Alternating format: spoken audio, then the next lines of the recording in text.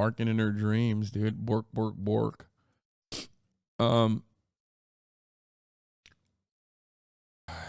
Okay. Let's watch Little Rhonda take on the big Mickey Mouse. Little Rhonda losing out to Mickey Mouse. Little Rhonda's got Mickey Mouse rings. Not real, folks. Bye-bye. Developments in the fight between Disney and the state of Florida. The Walt Disney Company has now filed a lawsuit against the state, saying a targeted campaign of government retaliation orchestrated by Governor Ron DeSantis was used as punishment for Disney's protected speech. The lawsuit says recent legislation threatens Disney's business operations, jeopardizes its economic future in the region, and violates its constitutional rights. And this all comes as the new state-appointed board meets today. News 6's Lauren Cervantes joins us now live with more on what's happened so far. Lauren. Well, the board voted today on a number of things. The first declaring the deal that the former board struck with Disney null and void. They also passed 2 resolutions with a unanimous vote. The first is a superior authority resolution, giving the new board authority over the entire district, including over things like planning, zoning, land development. And that control would also include within the jurisdictional limits of the cities of Lake Buena Vista and Bay Lake. Now, the other resolution that they adopted prohibits COVID-19 restrictions or mandates by businesses within the district. But before the votes, board members heard from business owners, a couple of them from Disney Springs, asking for an open dialogue and expressing concerns over higher taxes that could potentially come. There were a lot of functions that this board did that were not according to Florida law. They were not. It's like weird because like I'm gonna let them fight pattern here because like one is a major conglomerate, like, you know, international brand, awful IP retainers, you know what I mean? Like they're fucking dog shit. And then the other is like idiotic reactionary Governor Ron DeSantis, who's just trying to make a name for himself in the national stage, only to get absolutely cumstered and dumpstered by Donald Trump when he inevitably goes up against him. So it's awesome, you know, like I'll sit back and watch them fight. I don't think Ron DeSantis has any energy, any momentum, or any like legal grounds to fucking eviscerate Disney in this way, because this entire government was built. This entire government, all the way down to like local governments, was built with protecting corporate interests in mind. So, you know, go after him if you want. Go after Disney, Ron, but Mickey Mouse is going to fuck you up, you know? Not functioning under best practices, and we've got to bring those transparency and accountability for the benefit of all of you and to be in compliance with Florida law. We're going to have more from the business owners this afternoon. As for the votes themselves, they actually passed fairly quickly without discussion.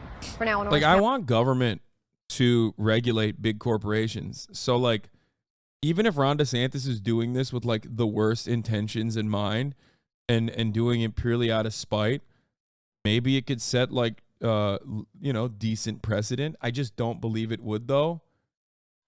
Because, you know, let's be fucking real.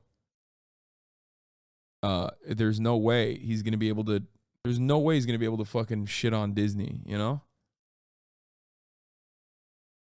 I just don't see it. You know, corporate power is way too awesome in this country that is designed to protect corporate power. Like at the top of the hour, you have one level of restitution. You know what I mean? There's a 3-minute ad break, and there's something you can do to combat it, right? But even then, you're like giving money to the corporation. You can subscribe for $5 or for free with Twitch Prime. You can get gifted a sub if you're lucky. You know, but ultimately the top of the hour comes for all. At HasanAbi, too political, unsubscribing. Psychedelic Gazelle, thank you for the 10 gifted subs.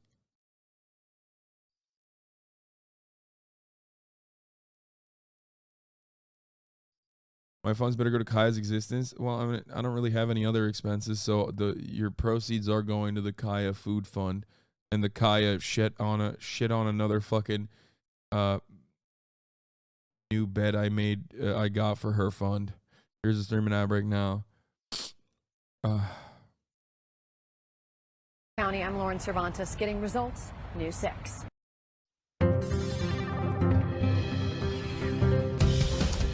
Welcome back. Data download time. The feud between Ron DeSantis and Disney escalated yet again this week when the Florida governor proposed developing land near the amusement park into a state park, or even more snarkily, he suggested a state prison. It was the latest volley in a battle that began last year when Disney executive... What the fuck? That's nasty as shit. What? Okay. See, this is what I fucking mean. Like, making it a state park is fine. But, like,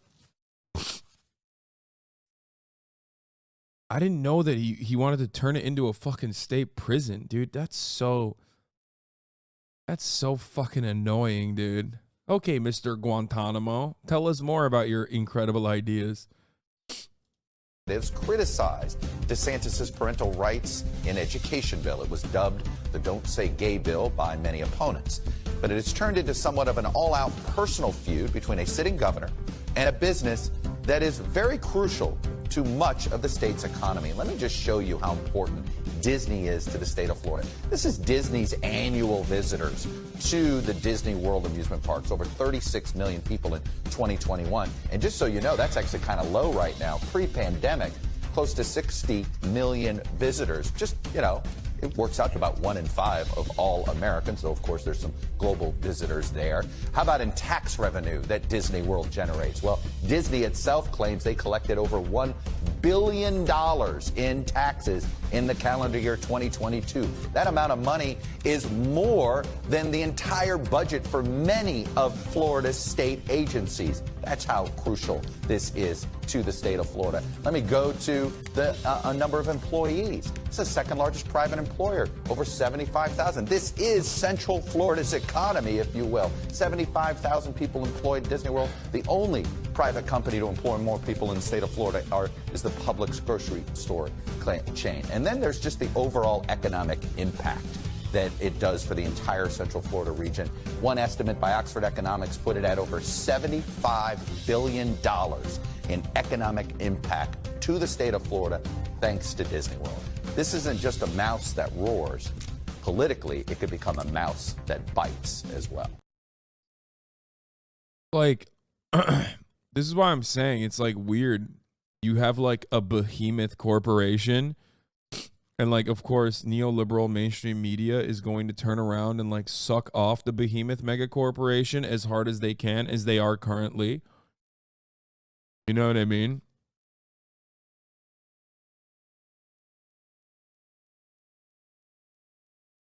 But like, Disney has awesome powers in the state of Florida. Awesome powers.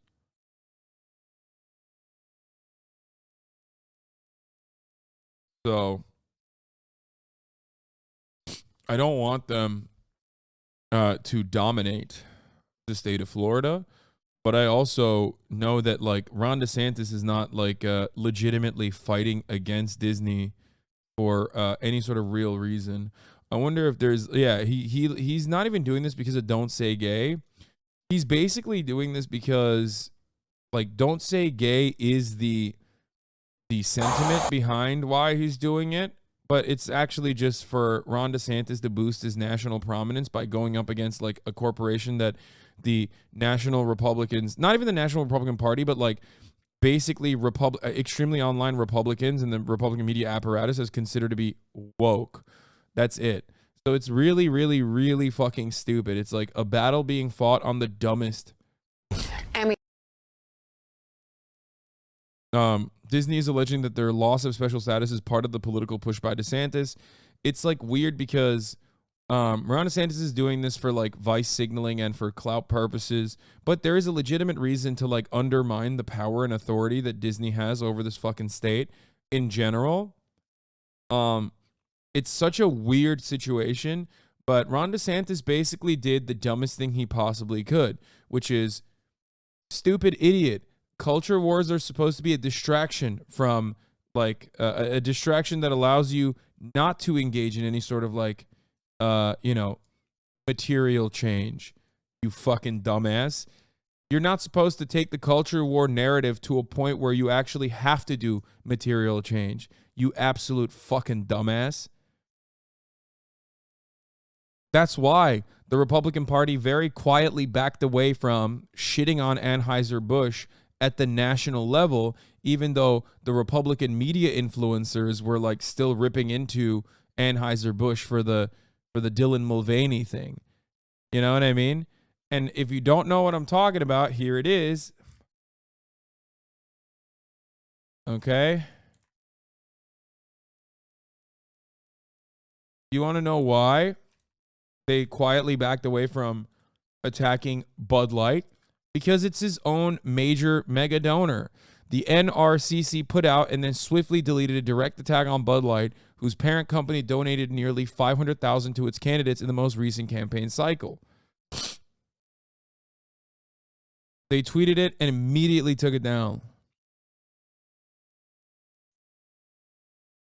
You're not supposed to bite the hand that feeds you, you fucking idiot. Culture war is culture war.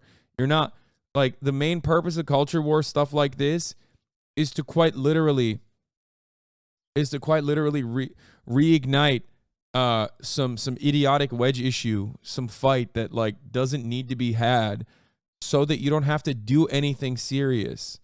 Okay, so you don't actually have to enact any sort of material change. You don't actually like, you know, genuinely attack corporations.